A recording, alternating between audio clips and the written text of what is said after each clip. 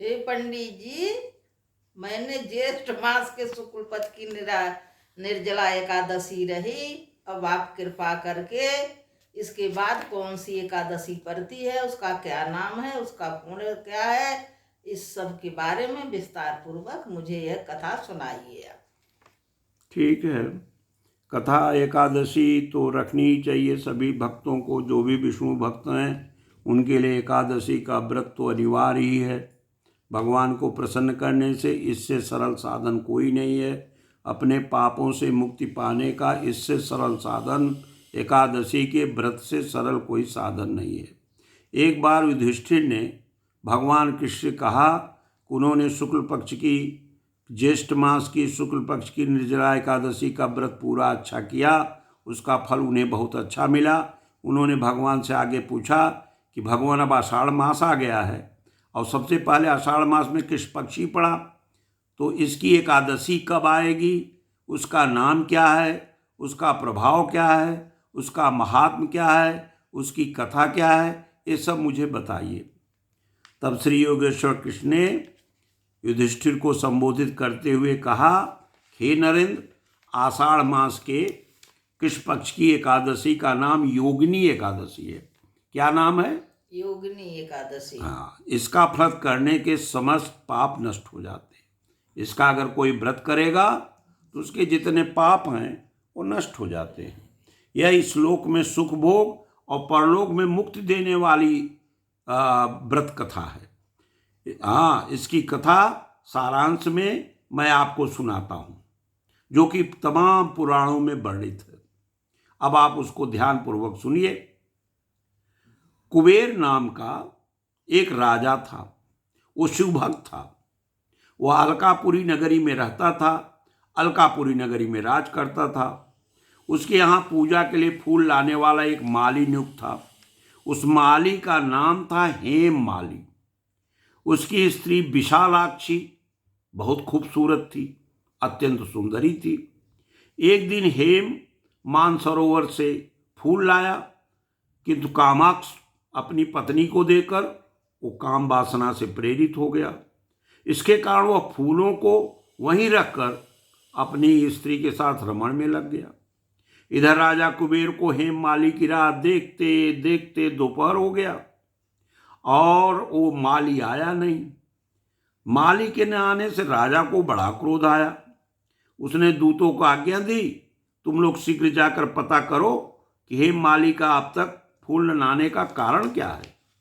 राजा की आज्ञा पाकर वे दूत हेम माली का पता लगाकर उसके घर पहुंचे। हाँ, और फिर लौट के आए कि महाराज, हेम माली अपने स्त्री के साथ रमण में तल्लीन है, इस कारण से वह फूल लेकर अभी नहीं आ पाया है। उन दूतों की, उन यक्षों की बात सुनकर कुबेर ने हेम माली को उपस्थित करने की आज्ञा दे दी। तुरंत जाओ और उसे पकड़ के लाओ। कुबेर की आज्ञा से हेम माली डरता कांपता राजा के सम्मुख उपस्थित हुआ।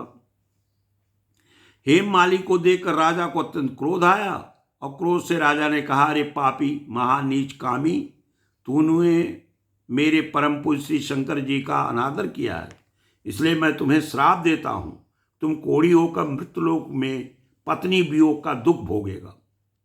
कुबेर के श्राप से हेम माली उसी क्षण पृथ्वी पर आ गिरा और कोढ़ी हो गया तथा उसकी स्त्री भी उसी क्षण अंतर्ध्यान हो गई। वह मृत्युलोक में जाकर अत्यंत दुख भोगने लगा, किंतु शिव भक्ति के प्रभाव से उसकी बुद्धि मलिन नहीं हुई थी। वह अपने पूर्व जन्म के कर्मों का स्मरण करता हुआ हिमालय पर्वत की ओर चल दिया। कुछ दिन मार्ग में चलने के बाद मार्कंडेय मुनि के आश्रम पर पहुंचा। वह ऋषि अत्यंत तपस्वी और वृद्ध थे। उनका आश्रम ब्रह्मा की सभी वस्तुओं के समान शोभायमान था। मुनि को देखकर हेम माली उनके निकट पहुंचा और उन्हें प्रणाम किया और उनके चरणों में सिर रख दिया।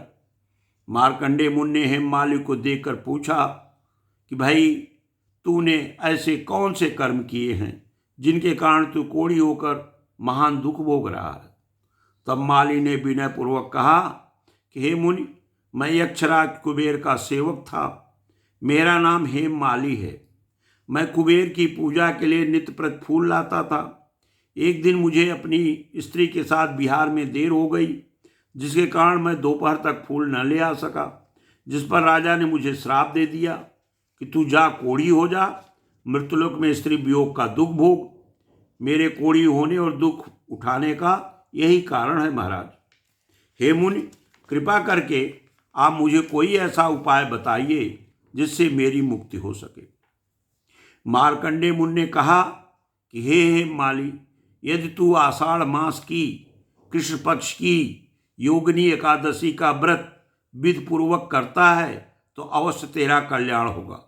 मुनि के कहने पर हेममाली ने विधि विधान अनुसार योगिनी एकादशी का व्रत किया, जिसके प्रभाव से अपने स्वरूप को प्राप्त कर अपनी स्त्री के साथ विहार करने लगा।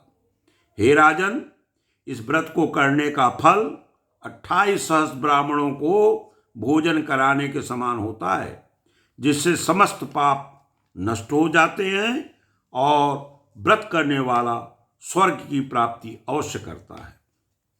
इस दिन मिश्री का सागार लेना चाहिए खाने में, तरल पदार्थ लेने चाहिए खाने में, मिश्री का प्रयोग करो, दूध दही की मिठाई खाओ, फल इत्यादि इस व्रत में ले सकते हैं। बोले श्री विष्णु भगवान की जय। इस साल 2021 की एकादशी 5 जुलाई को पड़ रही है योगिनी। हाँ, इसी 5 जुलाई माने सोमवार को कृष्ण पक्ष की आषाढ़ मास कृष्ण पक्ष की योगिनी एकादशी इसी कल जो आ रहा सोमवार 5 जुलाई को 2021 को पड़ेगी।